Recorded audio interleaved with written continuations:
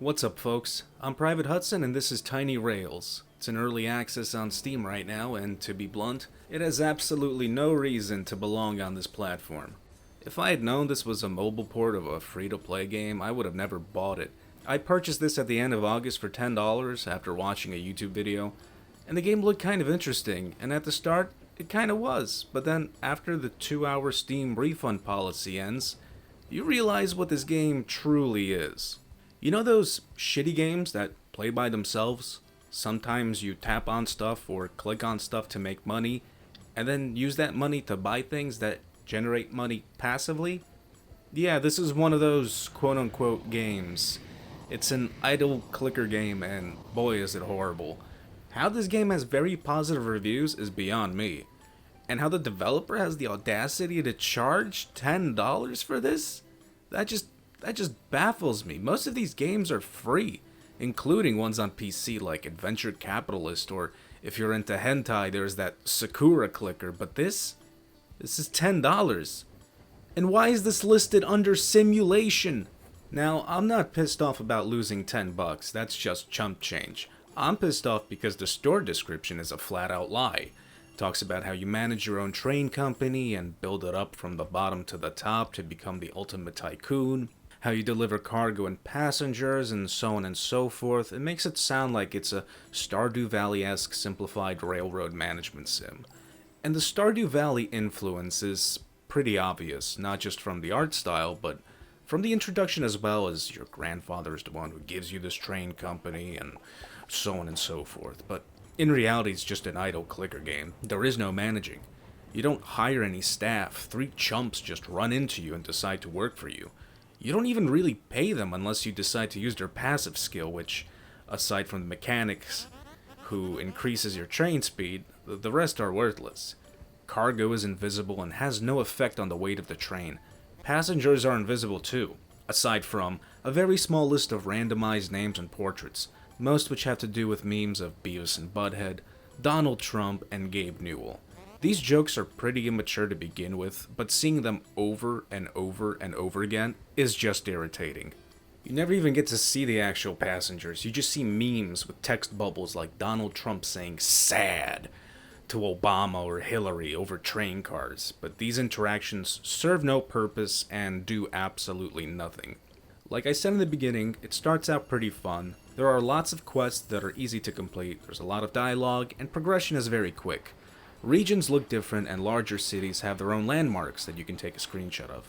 But then after Tiny Rails passes its 2-hour Steam refund timer, whatever quests there are remaining have you pretty much go from one side of the map to the other, or simply ask you to complete an overall percentage of a region's completion portion to unlock the next region.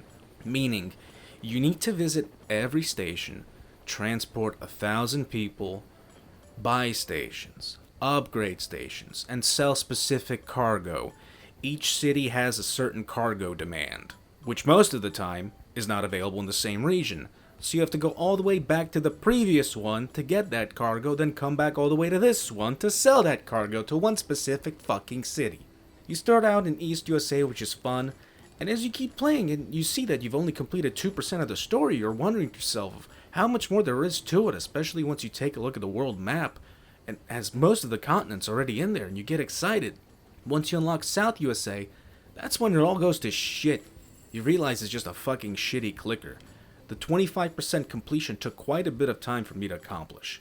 Then it unlocks Central USA, and you have to get 50% completion to unlock the next area. I fulfilled almost everything. Almost all of the objectives aside from selling off cargo and buying stations. Because the stations that are remaining cost me 50,000 gold, which was ridiculous. Oh, and check this out. The quest shows that I have 49% completion, but the actual region shows that I have 50% completion. Bug? Or continued forced grind? Who the hell knows? Traveling between cities takes an eternity, and despite the fact that you upgrade your train, the upgrades are a small, flat increase that always double in cost. Once I upgrade the speed, well, each upgrade will only give you a boost of 4 kilometers per hour. While this upgrade starts off at 50 gold initially, at the point of the game where I am right now, this same upgrade costs 6,000 gold for an additional 4 kilometers an hour. And while the game does play itself when you're not playing, If you haven't upgraded your gold vault in your caboose, you don't earn any gold. Instead, you moronically drive people around for free. Who the fuck thought this was a good idea?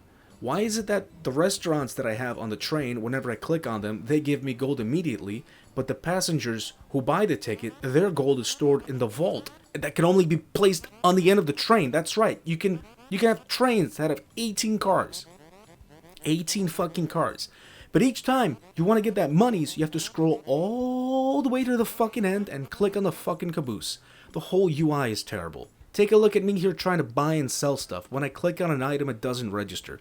It just registers whether I clicked on the buy column or the sell column, and automatically selects the first item in that list. This means that I need to click twice to get to the exact fucking item that I want.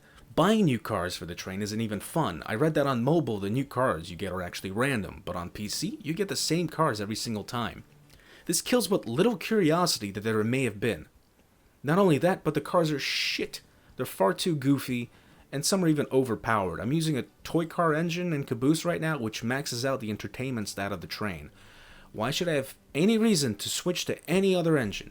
Basically, this is definitely not worth your money or your time. All you do is sit here, click on restaurants once they've generated enough money, then click on your caboose when you've dropped off your passengers. Sometimes you run into an obstacle and you click on that and you get some cargo. Oh, and sometimes you need to click on a specific city to travel there and hand in a quest.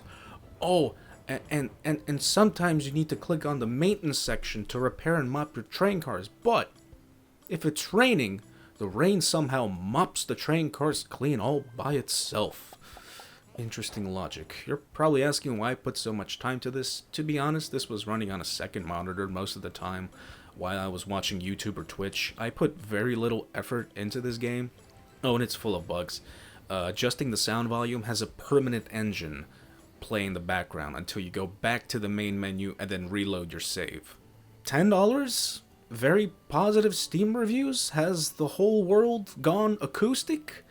Sure, some people will argue that this is early access and may become better in the future, just like the chucklefucks who left positive reviews for that Dragon game from 2014 that was never made, and the dev took the money and ran.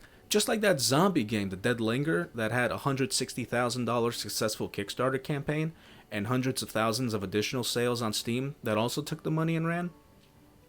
Just take a look at this clip and tell me, how's this fun? Do you find this fun? And if you don't find it fun, do you seriously expect them to overhaul the entire experience? To overhaul the mechanics? To turn this clicking non-game into an actual game? Please, come on. Of course they won't. Lastly, as a quick update in case you're wondering why on earth I'm covering this piece of crap, well, let me explain. Number one, I have bronchitis right now. So I don't know if you can tell that my voice is off. This is the second day that I'm on antibiotics, and I'm feeling a lot better, but I still have quite a bit to go. And number two, during the summer, I bought an Oculus Rift. It requires 3 USB 3.0 ports, which my motherboard has. It has plenty of them. But apparently, fucking Oculus's hardware is so specific that it doesn't support my chipset. So I had to buy a PCIe USB 3.0 card. Installing that caused my BIOS to somehow default. I don't know why. And it somehow, well, obviously, since the BIOS defaulted, it destroyed my 8TB RAID 0 array, which had all my video game footage recorded. Now, I found instructions on how to recover it. Turns out those instructions were bad, and that was an entire waste of time. Then about a week or two ago, I found another set of instructions, and within seconds, all my stuff was back with no data loss. So yeah, all that stuff, I got it back. From here on out, content on this channel will be a lot more consistent. Starting next week, there will be a video every Wednesday. And no, not a drunken vlog, but an actual video game related video.